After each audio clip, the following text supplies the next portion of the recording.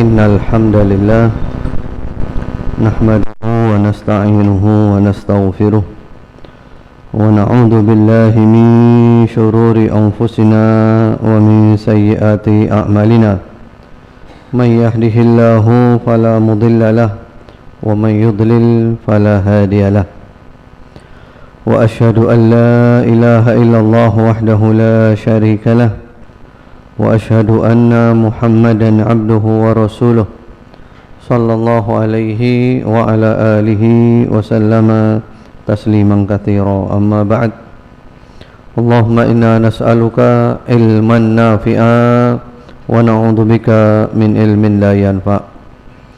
Ma'asyiral muslimin, bapak-bapak, ibu-ibu, ikhwan wa akhwat fillah rahimakumullah. Hari ini adalah hari Kamis tanggal 25 Rajab 1436 Hijriah yang bertepatan dengan tanggal 14 Mei 2015. Insyaallah kita lanjutkan kajian kita, yang mana kajian kita di Masjid Al-Maksum ini kita ambil dari kitab Mukhtasar Minhajil Qasidin. Itu kitab yang sangat bagus. Kita ambil dari bagian tentang Rub'ul Muhlikat, perkara-perkara yang membinasakan. Dan yang lalu kita masuk kepada pembahasan tentang akhlak. Sudah kita bahas bagian yang kemudian kita perpanjang bagaimana akhlak seorang anak kepada orang tuanya, bagaimana berbakti kepada kedua orang tua. Dan alhamdulillah kajian kita kemarin sudah lengkap. Kita mengkaji dalam 5 kali pertemuan dan ada videonya. Jadi kajian di sini kemarin tentang berbakti kepada kedua orang tua itu direkam, ada videonya 5 kali pertemuan. Kita bahas panjang lebar bagaimana supaya anak itu bisa berbakti kepada orang tuanya dan dihindarkan daripada durhaka. Kemudian pada malam hari ini kita kembali ke kitabnya. Di situ ada pembahasan tentang qala Syekhul Musannif rahimahullahu taala bayanu alamati husnil khuluq, penjelasan tanda-tanda akhlak yang baik. Nah, kita akan bertanya-tanya kan, apa sih akhlak yang baik itu? Apa sih tandanya? Nah, tentu jawabannya adalah akhlak yang baik itu sumbernya adalah Al-Quran dan Sunnah. Jadi akhlak ini berbeda dengan moral. Karena kalau moral identik dengan pikirannya manusia, sehingga moral bisa berubah-ubah tergantung situasi dan kondisi. Nah, kalau akhlak ini ukurannya adalah wahyu Allah, Al-Quran dan As-Sunnah. Kapanpun dan dimanapun akhlak itu satu, nggak berubah-ubah.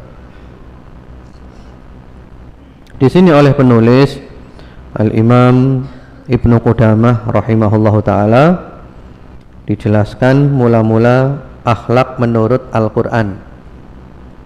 Tanda-tanda akhlak yang baik menurut Al-Quran.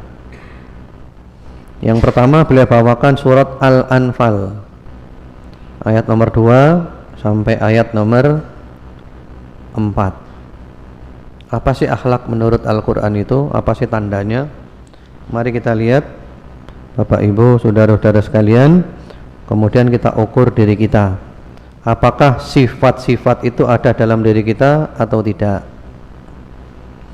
Innamal mu'minuna alladzina idza dzukirallahu wajilat qulubuhum wa idza tuliyat alaihim ayatuhu zadathum imana wa ala rabbihim yatawakkalun alladzina yuqimuna as-salata wa mimma razaqnahum yunfiqun ulaika humul mu'minuna haqqan. Subhanallah.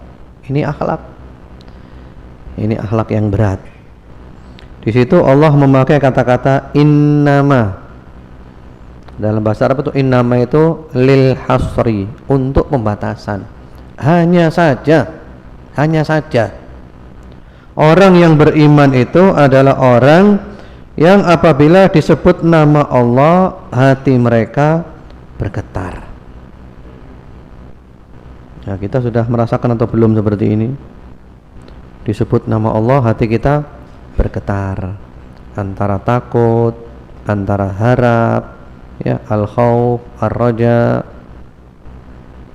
Nah, mari kita lihat Bapak Ibu sekalian, apakah kita sudah masuk di ayat ini atau belum. Jadi orang yang beriman itu di antara sifatnya adalah kalau disebut nama Allah hatinya gemetar, takut, rindu. Kemudian apabila dibacakan ayat-ayat Allah imannya bertambah. Dibacakan Al-Quran atau kita membaca Al-Quran, iman kita bertambah. Apakah kita sudah merasakan ini? Kalau belum, berarti sifat ini belum ada dalam diri kita. Kemudian wa ala rabbihim yatawakkalun, dan hanya kepada Tuhanlah mereka bertawakal. Hanya kepada Rabb mereka bertawakal. Tawakal. Apakah kita sudah tawakal? Tawakal itu adalah kita usaha maksimal, doa maksimal, kemudian hati kita pasrah total kepada Allah. Itulah namanya tawakal. Yang mana kita sekarang terus terang saja kebanyakan bukan tawakal, kebanyakan pakai akal. Iya, terus terang aja. Saya pernah ngobrol dengan satu orang tentang keadaan orang dulu dengan orang sekarang. Orang dulu itu kan anaknya rata-rata banyak atau sedikit? Orang dulu rata-rata banyak anaknya. Ibu saya itu anaknya 14. Jadi keluar dari rahimnya itu 14. Saya anak nomor 11. Ada lagi mungkin apa? Ada anak 8. Sekian. Biasa, lancar-lancar saja. Orang sekarang baru punya anak satu sudah ribut kalang kabut. Anak dua tambah bingung lagi. Letak bedanya di mana? Kalau alasan kita perubahan zaman, nggak bisa. Setiap zaman selalu ada masalahnya, ada problemnya. Sebenarnya letaknya itu di tawakal.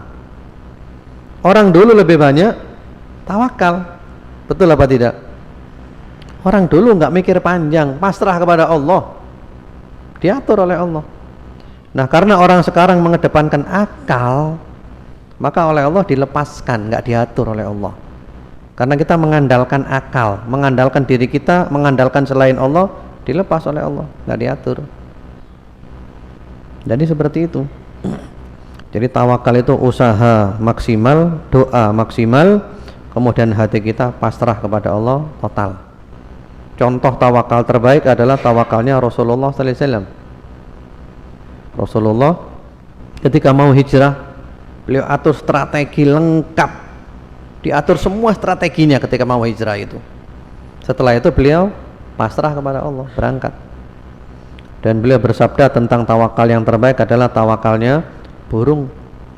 Lau tawakkaltum 'alallahi haqqa tawakkuli la razaqakum kama yarzuqut thair taghdu khimasan wa taruhu bitanan. Kalau kamu tawakal kepada Allah dengan sebenar-benar tawakal, maka Allah pasti berikan rezeki kepadamu sebagaimana Allah berikan rezeki kepada burung. Burung keluar dari sarangnya pagi hari perutnya kosong, pulang ke sarangnya sore tadi perutnya sudah kenyang. Burung nyimpen gak untuk besok? Nyimpen apa enggak untuk besok burung? Enggak nyimpan burung untuk besok. Tapi malam ini burung tidur nyenyak atau enggak? Ada enggak burung yang stres karena mikir besok makan apa? Enggak ada. Karena apa? Burung tawakal.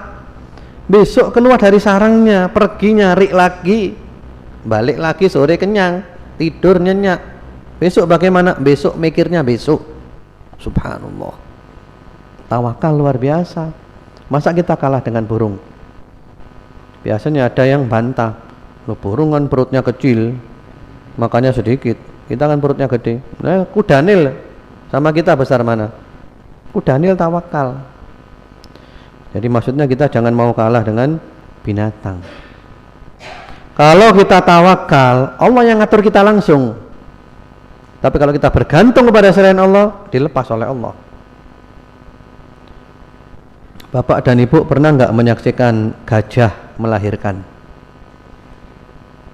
Coba lihat bagaimana gajah melahirkan. Itu ada di YouTube. Bagaimana gajah melahirkan. Waduh, luar biasa. Montang manting. Ya.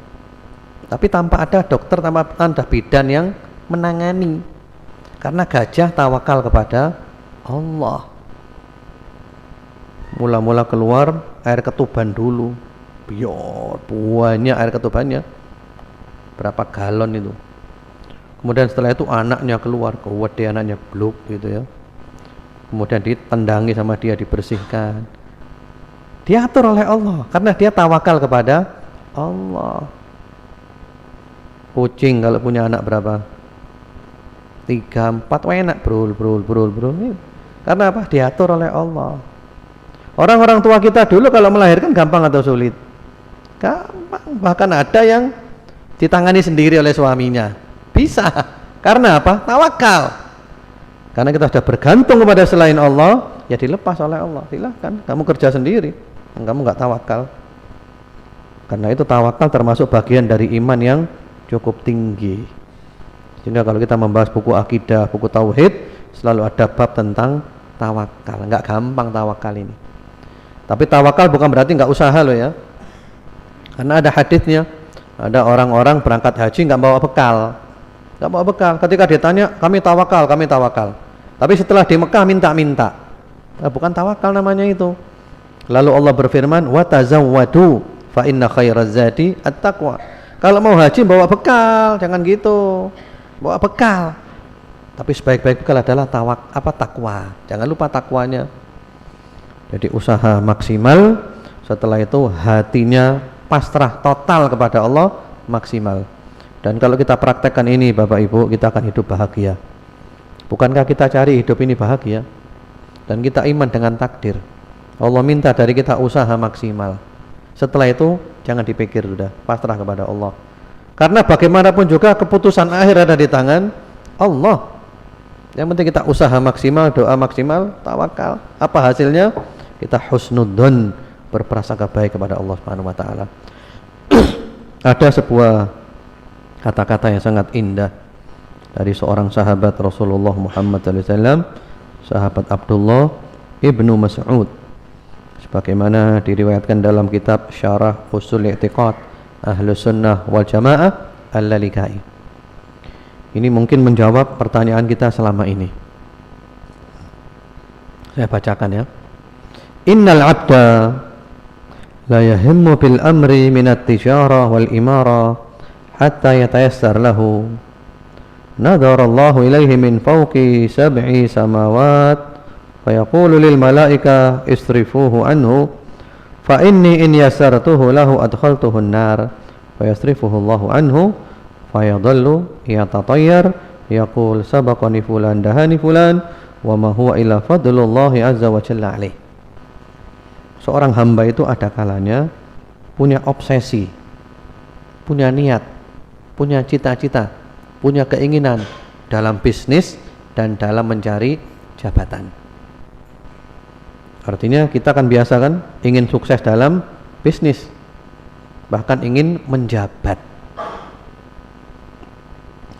Lalu dia berupaya untuk itu. Dan Allah melihat dia dari atas 7 lapis langit. Allah lihat dia. Lalu Allah katakan kepada malaikat, hai malaikat, alihkan dia daripada keinginannya itu. Hai malaikat, jadikan dia nggak berhasil. Lalu akhirnya kemudian Allah mengatakan pada malaikat, wahai malaikat, karena kalau dia berhasil aku mudahkan dia bisa dapat itu, aku akan masukkan dia ke neraka.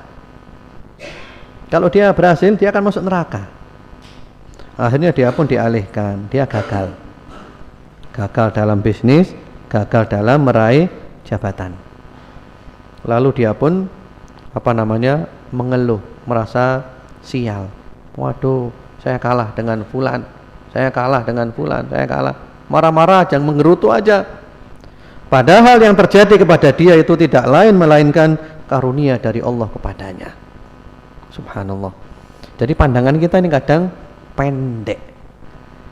Jadi kalau kita sudah berusaha, sudah berdoa, mohon kepada Allah, ternyata gagal, yakinlah itu pilihan Allah yang terbaik. Allah sayang kepada kita. Karena kalau mungkin kita dapat, akan jadi nggak karu-karuan. Kan gitu kan? Allah tahu ada orang kalau diberi kaya dia rusak, maka oleh Allah diberi miskin. Ada orang kalau dia diberi miskin dia rusak, maka oleh Allah diberi kaya. Yang penting kita baik dulu. Terus komunikasi dengan Allah, doa, munajat, usaha, dan yakinlah yang terjadi kepada kita adalah pilihan Allah yang terbaik. Ya, seperti itu. Jadi tawakal. Kemudian ayat berikutnya, alladzina yuqimunas shalah. Orang beriman itu adalah mendirikan sholat. Sholatnya benar, sholatnya baik, bukan asal sholat. Ya, waktunya benar, tata caranya benar, dan sholatnya khusyuk. Wa mimma razaqnahum yunfikun, dan dari apa yang kami rezekikan kepada mereka, mereka infak, sedekah, nyumbang sana, nyumbang sini. Lalu apa kata Allah? Ulaika humul mu'minuna haqqan. Mereka itulah orang yang benar-benar beriman. Sekarang mari kita lihat Bapak Ibu sekalian, kalau ini adalah definisi iman, kita masuk atau belum? Ya, tadi disebutkan yang pertama tadi apa? Kalau disebut nama Allah, hatinya merasa takut. Kira-kira gimana kita? Kalau dinasehati gemetar nggak kita? Mungkin di sini kita masih belum. Kalau dibacakan ayat-ayat Allah, imannya bertambah. Nah, ini kita kadang-kadang, iya kan? Kadang kita mendengar ayat Allah, baca Al-Quran, nggak ada rasa.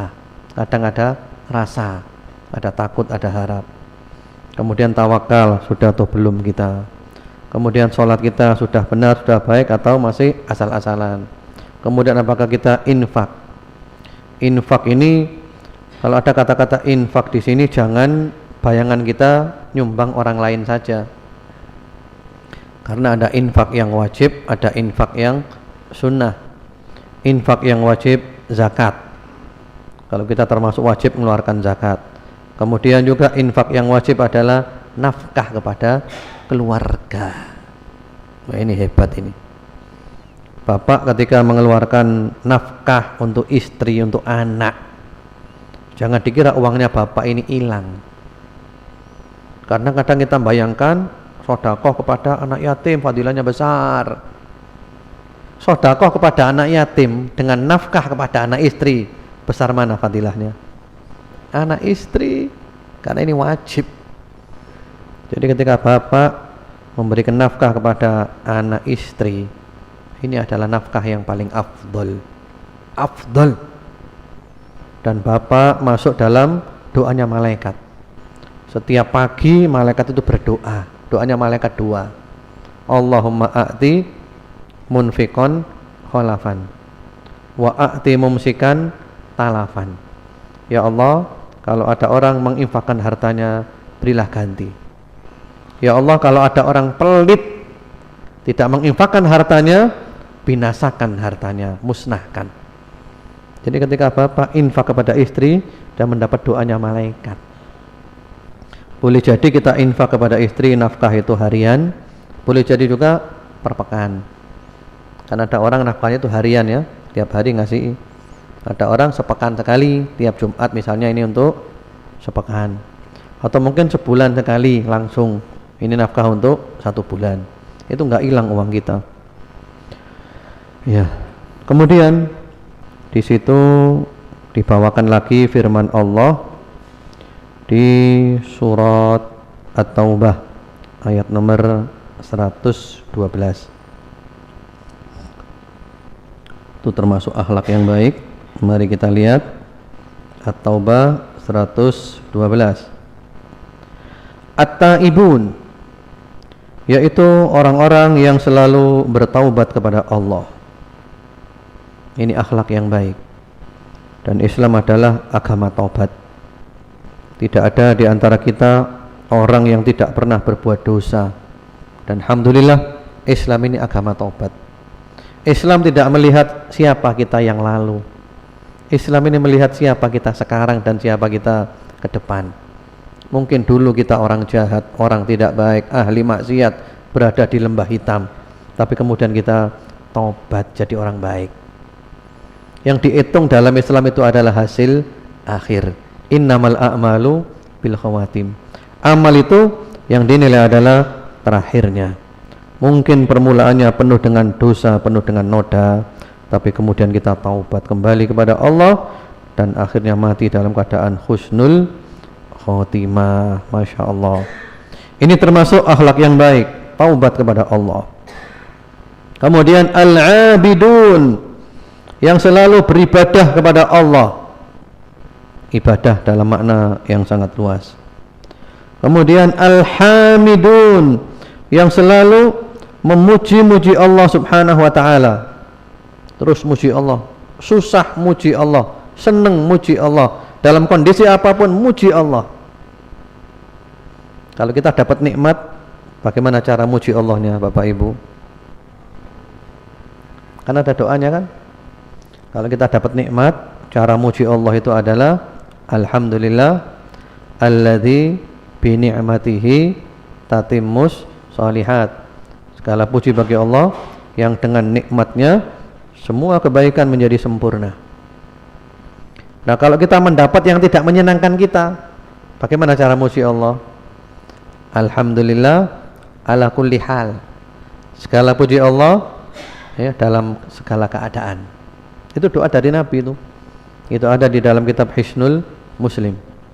Jadi kalau dapat nikmat, alhamdulillah alladzi bi ni'matihi tatimmus shalihat. Kalau dapat musibah yang tidak menyenangkan, alhamdulillah ala kulli hal. Muji Allah terus. Masya Allah. Kemudian as-saihun. Di situ ada kata-kata as-saihun. Kalau Bapak dan Ibu yang membaca buku-buku terjemahan Al-Quran, itu ada yang menerjemahkan as-saihun itu orang yang puasa, rajin puasa sunnah. Kemudian juga ada yang menafsirkan as-saihun itu orang yang selalu merantau, berpetualang, yaitu merantau mencari ilmu, berpetualang mencari ilmu. Ini sifat yang baik. Atau sebagian ulama menafsirkan lagi, dia merantau, tapi yang merantau bukan badannya, yang merantau adalah hatinya. Hatinya mengembara, ya, untuk supaya mengenal Allah, mencintai Allah Subhanahu wa taala. Masya Allah. Jadi ini adalah as-saihun. Al-Imam Ibnul Qayyim mempunyai kata-kata yang sangat indah. Kata beliau, manusia ini semuanya adalah pengembara. Kita ini pengembara Bapak Ibu. Kita ini adalah musafir. Betul atau tidak? Ibnul Qayyim mengatakan dalam kitabnya Al-Fawaid, an-nasu mundu khuliqu lam yazalu musafirin. Manusia semenjak dilahirkan dia terus musafir, merantau. Kita ini merantau, kita ini perantau. Sampai kapan kita merantau? Walaysa lahum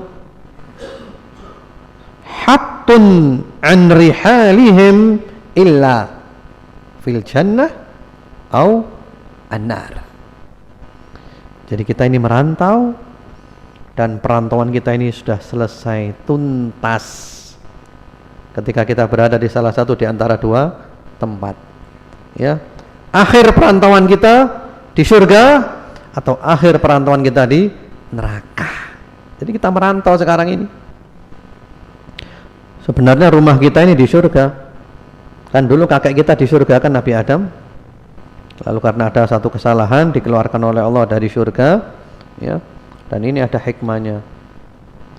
Nah, sekarang kita berupaya kita pulang kembali ke rumah kita, ke surga. Supaya kita bisa pulang kembali ke rumah kita, maka kita harus tahu petanya rumah kita, ya. GPS namanya, ya. Kan ada GPS-nya sekarang. Supaya nggak kesasar itu loh. Itu kalau kita pulang ke rumah kita surga juga ada GPS-nya. GPS-nya apa? Al-Quran.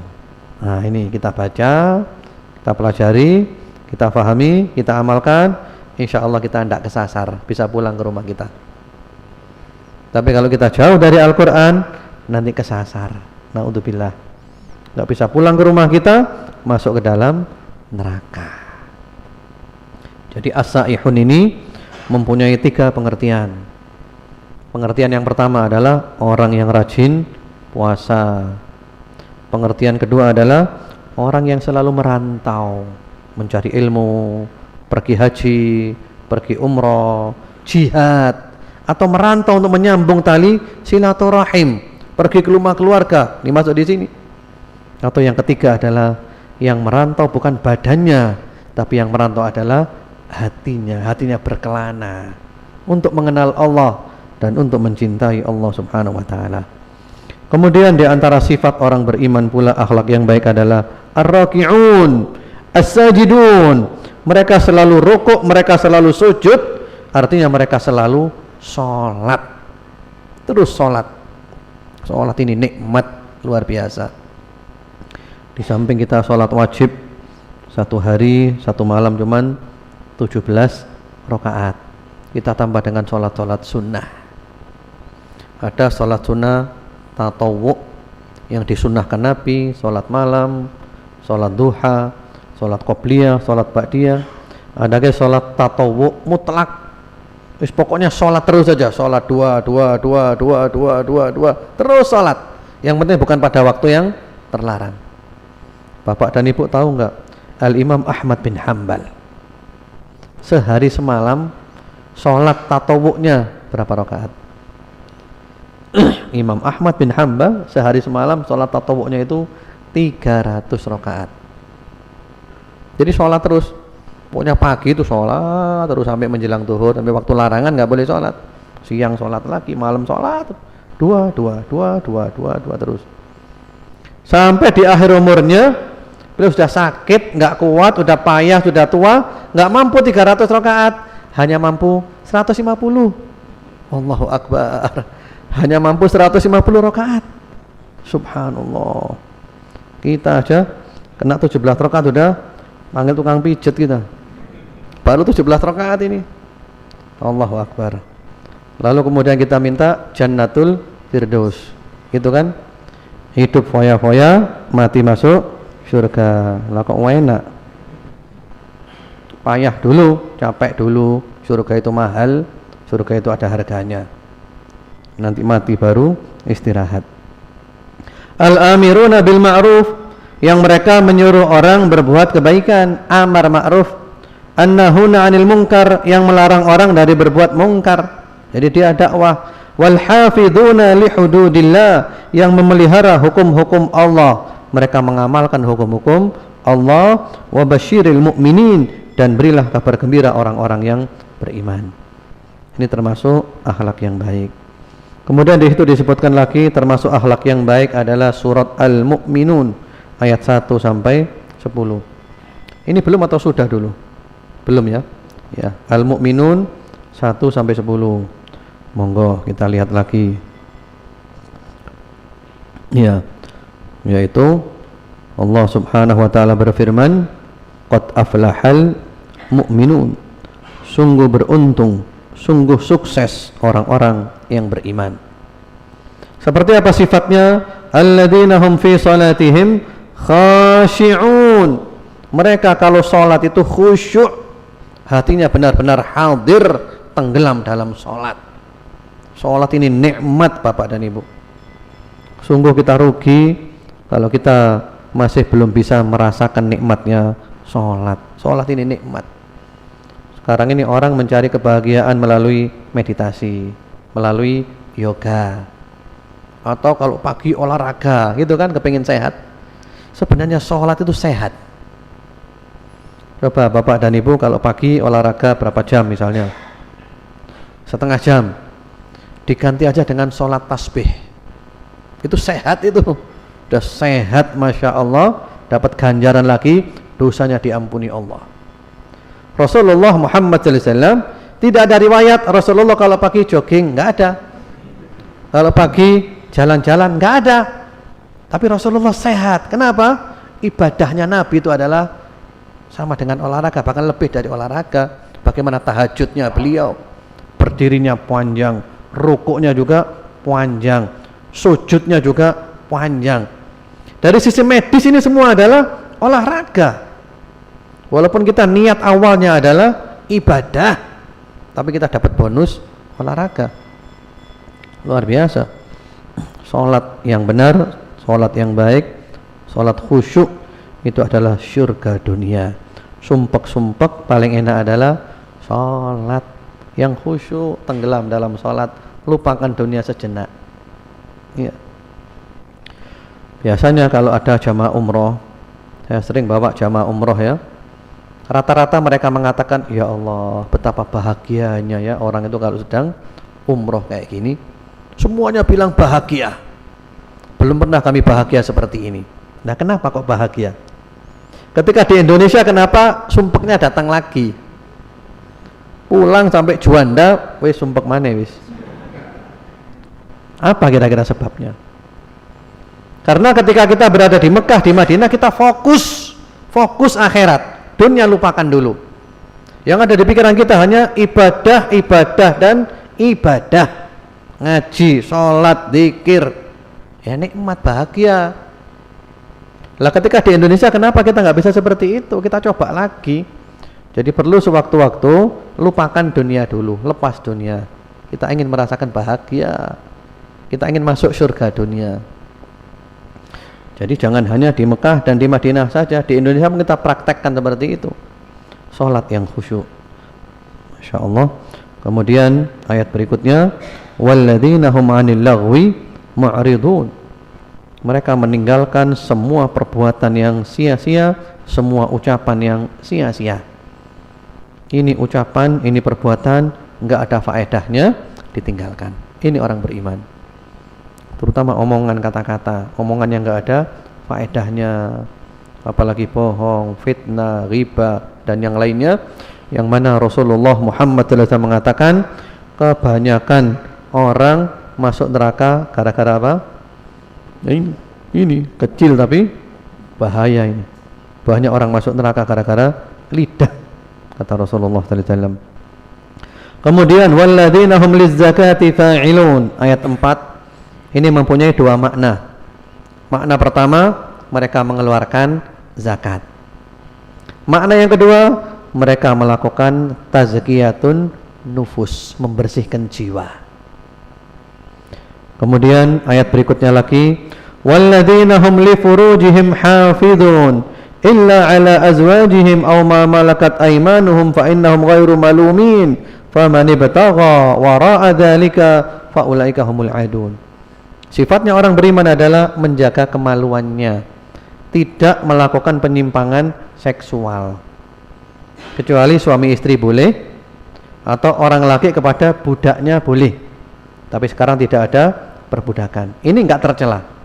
Barang siapa yang mencari selain itu, maka mereka melampaui batas. Jadi selain istri, selain suami, selain budak, itu adalah melampaui batas. Termasuk sekarang yang lagi ramai perzinaan. Iya kan? Orang berani berzina bayar 80 juta sampai 200 juta. Kadang kita nggak habis pikir, kok ada itu orang zina berani bayar kayak gitu. Cuman berapa jam saja 80 juta. Allahu Akbar. Masuk neraka itu sulit memang. Masuk neraka itu butuh modal. Iya. 80 juta masuk neraka. Kita masuk surga ini gampang tanpa modal. Sholat, puasa. Kalau punya uang zakat, dan itu kena sedikit 2,5% zakat harta.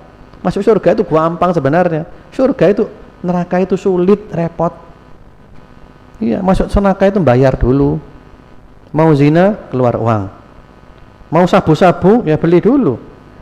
Iya repot kan, sudah beli takut-takutan lagi, takut tangkap polisi. Ya. Subhanallah. Jadi penyimpangan seksual. Ma'asyiral muslimin, Bapak Ibu, saudara-saudara sekalian rahimakumullah, kita ini perlu mikir, bukankah kita orang beriman? Apa kita tidak takut mati dalam keadaan belum tobat? Apa kita tidak takut? Ya, kalau ada orang berzina, pikirannya selalu zina, apa tidak takut mati belum tobat? Mau mati model apa seperti itu? Kemudian juga termasuk penyimpangan seksual adalah ya macam-macam, homoseksual, lesbian, dan yang lain-lain. Jadi orang beriman menjaga kemaluannya, tidak melakukan penyimpangan seksual. Bahkan ayat ini oleh ulama dijadikan dalil tentang pengharaman istimna. Istimna itu adalah onani atau masturbasi. Karena Allah mengatakan, barang siapa mencari selain itu berarti mereka melampaui batas. Namun para ulama memberikan perkecualian. Onani dan masturbasi ada yang boleh. Yang boleh itu adalah suami melakukan itu dengan tangannya istri, atau istri dengan tangannya suami, karena halal. Jangankan pakai tangan, lebih dari tangan pun boleh. Ya. Kemudian berikutnya lagi adalah walladzina hum li amanatihim wa ahdihim ra'un. Termasuk sifat orang beriman itu adalah menjaga amanat dan janji. Wah, ini amanat ini berat. Amanat ini sesuatu yang berat. Apalagi zaman sekarang, di antara tanda kiamat adalah rufi'atil amanah, amanat dicabut. Kita cari orang amanat di akhir zaman ini sulit, bukan main. Ada satu orang cerita, ini yang cerita orangnya langsung. Dia ini orang kaya dan dia suka pergi ke luar negeri untuk tamasya, menghabiskan umurnya. Dia sudah pensiun. Karena dia sering ke luar negeri, maka supaya nyaman, di negeri mana dia sering ke sana, dia beli rumah. Di antara satu negeri, di sana ada peraturan orang asing nggak boleh beli rumah, sehingga dia terpaksa beli rumah memakai nama sahabatnya, pakai namanya sahabat. Sudah beli rumah dengan harapan kalau dia ke sana tinggal di rumah itu. Sudah beli atas nama sahabatnya, ditinggal pergi kemana lagi, keluar negeri, keliling. Pada saat giliran ke negeri itu, dia datang ke rumah tersebut. Ternyata di rumah itu ditempati oleh orang lain.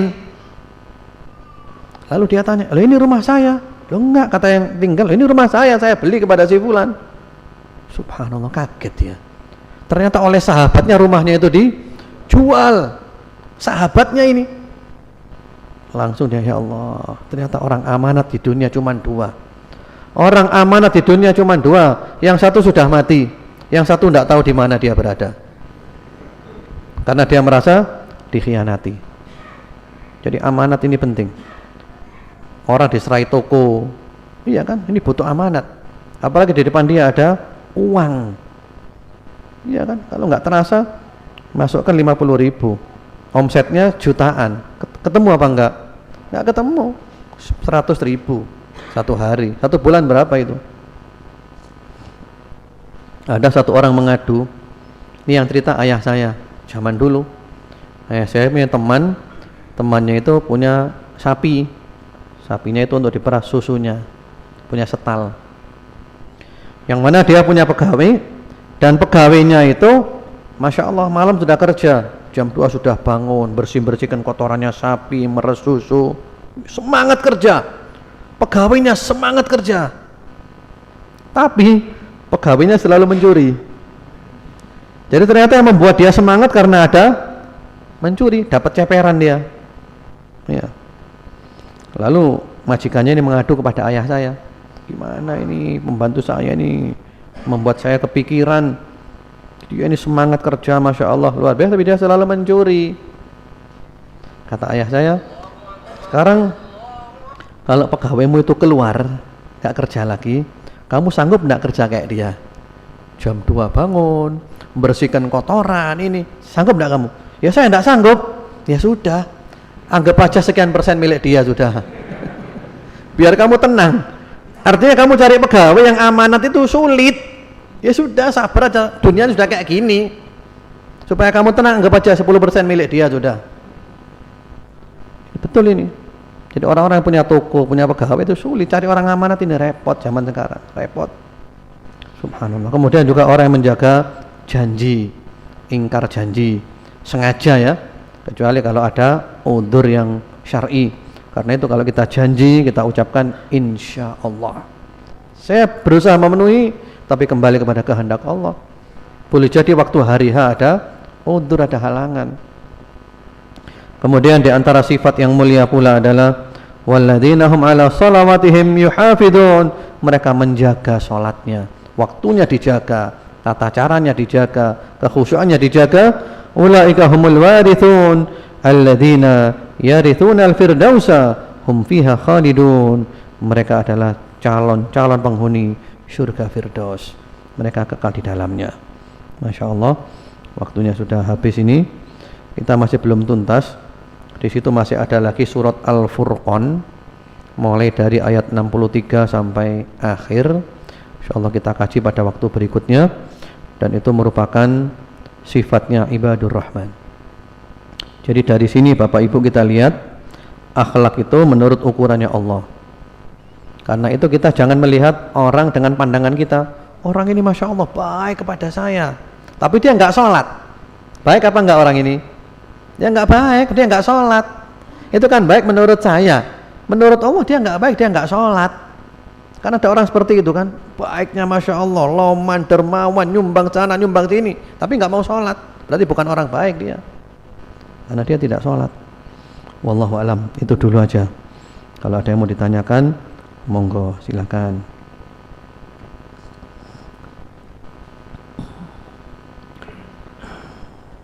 Monggo silakan.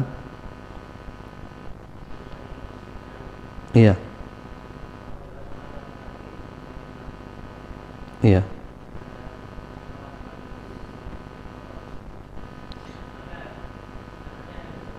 Iya. Iya.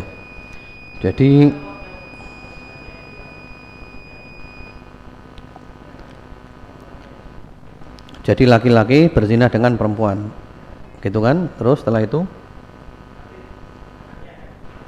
anaknya akan dizinai. Oh gitu ya. Memang itu ada hadis seperti itu, tapi hadisnya sanadnya lemah. Namun walaupun sanadnya lemah, para ulama mengatakan realitanya seperti itu. Man zana zunia. Orang zina nanti ada anggota keluarganya yang dizinai. Bahkan ada sebuah syair yang dinisbahkan kepada Imam Asy-Syafi'i. Imam Asy-Syafi'i mengatakan inna zina dainun fa in aqradtahu kana al-wafa min ahli baitik. Zina itu adalah utang, dan orang utang harus bayar. Bayarnya yang kena adalah keluarganya. Ini bukan hukum karma, tapi ini adalah al-jaza min jinsil amal, balasan sama dengan perbuatan. Karena ketika orang itu berzina, yang dizinai dia siapa? Anaknya orang, istrinya orang, ibunya orang, bibinya orang. Lah kalau dia nggak mau keluarganya dia, kenapa dia mau kepada keluarganya orang? Sehingga ketika ada seorang pemuda datang kepada Nabi minta izin zina, ya Rasulullah, izinkan saya mau zina. Berani sekali. Sahabat-sahabat marah, kurang ajar ini, masa minta izin zina kepada Nabi. Nabi tenang aja, kata Nabi biarkan dia duduk sini aja, sini dekat sini. Lalu Nabi mengajak dia bicara pakai akal. Maukah kamu kalau ibumu dizinai? Gak mau ya Rasulullah. Orang juga gak mau. Maukah kalau bibimu, adikmu, kakakmu, saudaramu? Gak mau ya Rasulullah. Orang juga gak mau. Lah kamu gak mau zina. Lalu dia mikir, kalau zina menzinai keluarganya orang. Akhirnya didoakan oleh Nabi supaya ya dibersihkan kemaluannya, hatinya, lalu dia gak kepingin zina lagi. Dan subhanallah, realita memang seperti itu. Realitanya seperti itu. Orang yang berzina itu biasanya anggota keluarganya dia berzina juga. Ada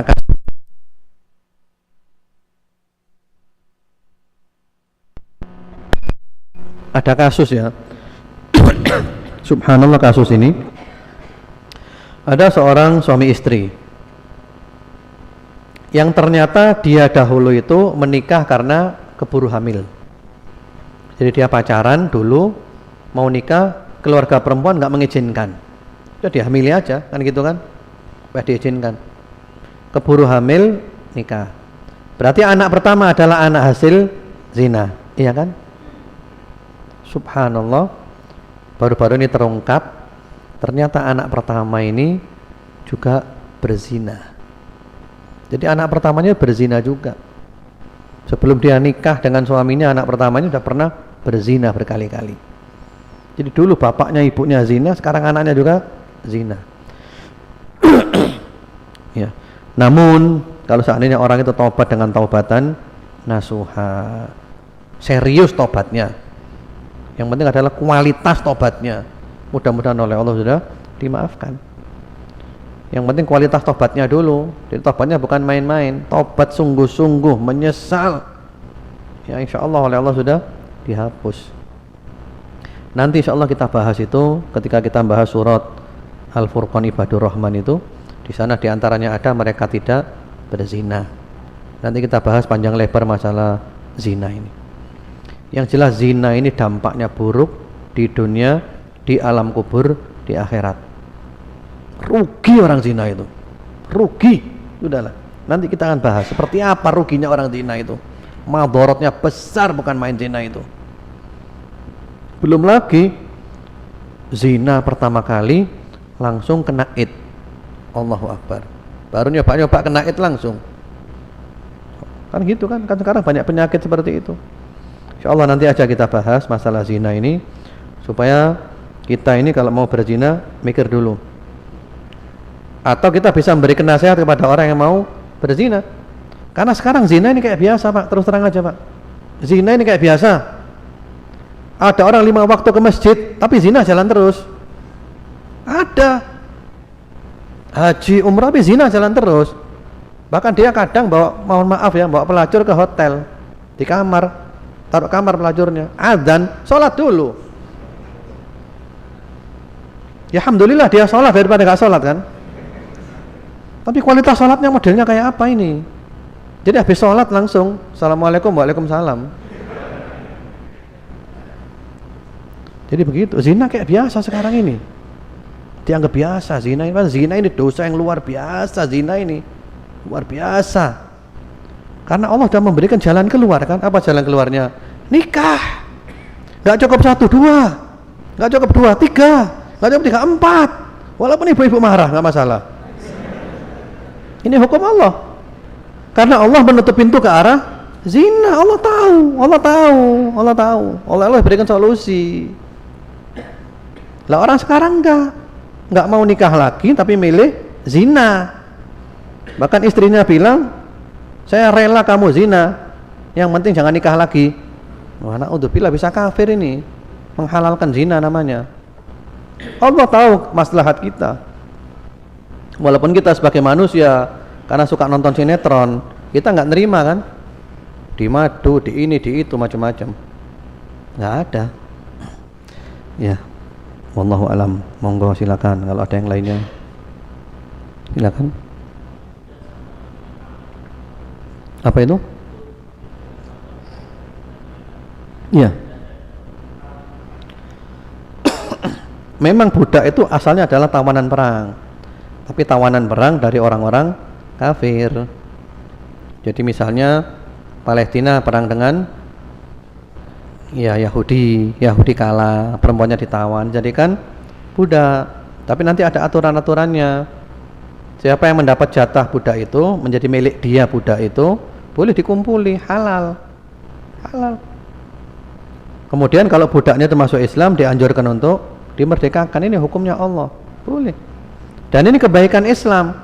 Jadi budak pun masih dimuliakan, masih boleh diajak hubungan. Jadi nggak dijadikan seperti binatang gitu saja.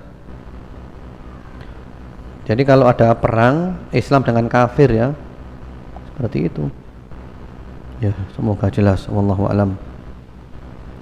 Ada lagi atau cukup? Cukup ya. Ya, semoga kajian kita ini bermanfaat.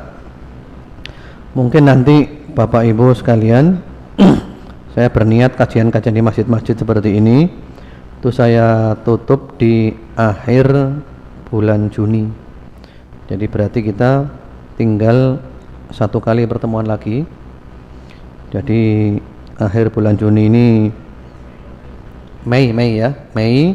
Jadi Juni sudah saya kosongkan.